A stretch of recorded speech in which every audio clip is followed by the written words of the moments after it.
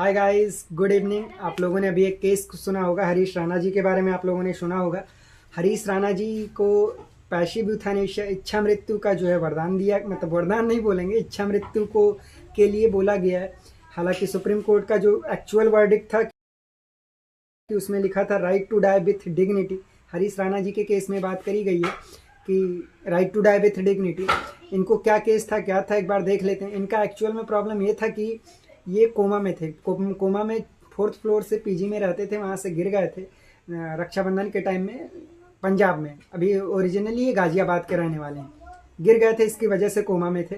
तो इसकी वजह से जो सुप्रीम कोर्ट ने बोला है right to die with dignity. इनका पेशेंट प्रोफाइल एक बार देख लेते हैं क्या था, कैसा था। जो इसमें पेशेंट प्रोफाइल में बात करें तो इनका एक यहाँ पे जो आप 3/15 देख रहे हैं, ये ग्लासगाव कोमा स्केल होता है। ग्लासगाव कोमा स्केल में कुछ मार्क्स दिए जाते हैं, कुछ नंबर दिए जाते हैं पेशेंट को कि कितने, मतलब उसके सीरियसनेस के हिसाब से उसमें कुछ मार्क्स दिए जाते हैं। तो इसमें 3/15 था। मार्क्स कुछ इस तरह से डिस्ट्रीब्यूट होता है। आई का 1 to 3 होता है आई रिस्पॉन्स के लिए, वर्बल रिस्पॉन्स के लिए 1 to 4 होता है, और मोटर रिस्पॉन्स के लिए 1 to 6 होता है। तो मैक्सिमम 15 हो सकता है और मिनिमम 3 हो सकता है। तो ये डीप कोमा का स्टेट है, तो ये डीप कोमा में थे। उसके बाद इनका कंप्लीट क्वाड्रिप्लेजिया था। कंप्लीट क्वाड्रिप्लेजिया मतलब इनका हाथ पैर एक भी एकदम से चल नहीं रहा था, एकदम से निल था, काम नहीं कर पा रहा था। और इनको जो परक्यूटेनियस गैस्ट्रोस्टोमी के माध्यम से इन्हें जो फूड दिया जाता, फूड पाइप के थ्रू दिया जाता था, ट्यूब के थ्रू फूड इनको दिया जाता था।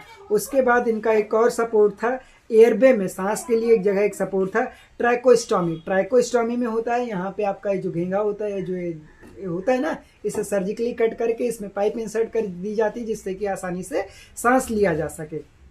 ये इनका पेशेंट प्रोफाइल ना, ओवरऑल पेशेंट प्रोफाइल केस था।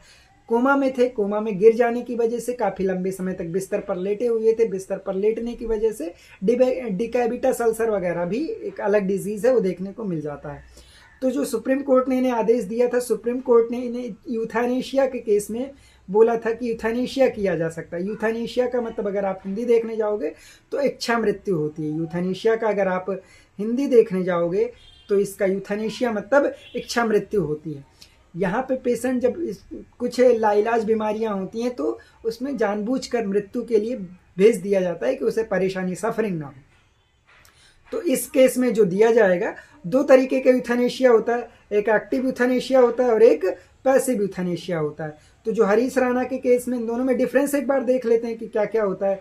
और जो हरीश राणा के केस में जो बातें थी वो पैसिव यूथैनेशिया वाला केस है। कैसा केस है? पैसिव यूथैनेशिया वाला केस। और एक्टिव यूथैनेशिया क्या होता है, एक बार ये भी देख लेते हैं। एक्टिव यूथैनेशिया में होता है कि direct administration of lethal pharmacological agent. कोई जो जानलेवा एजेंट है उसे डायरेक्टली अंदर इंसर्ट कर दिया जाए, बॉडी के अंदर एडमिनिस्टर कर दिया जाए, डाल दिया जाए, जिससे कि वो धीरे धीरे मृत्यु को प्राप्त कर सकें।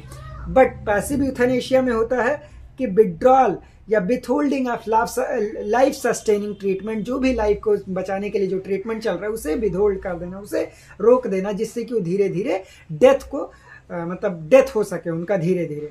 तो ये केस था जो कि भारत के लिए नया है, पैसिव यूथैनेशिया का केस है। सो बस that's it. Thank you guys.